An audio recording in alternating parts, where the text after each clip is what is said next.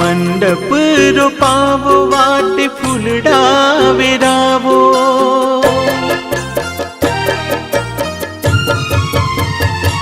रूड़ा मंडप रोपावो वाटे फूलडा वेरावो। जेनी जोता ता क्यारनी वाट्यो अवसर आव्यो आगणिये।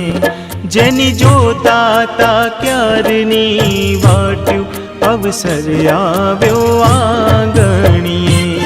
रूड़ा मंडप रोपावो वाटे फूलडा वेरावो।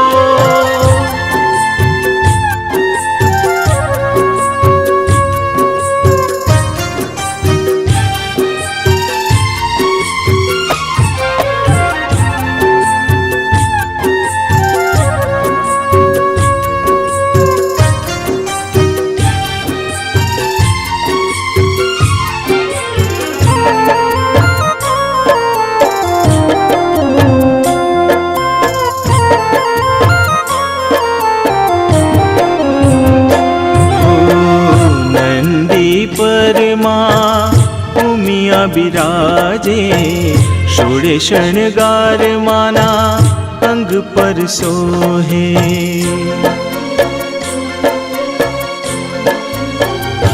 हो नंदी परमा उमिया बिराजे शोड़े शणगार माना अंग पर सोहे।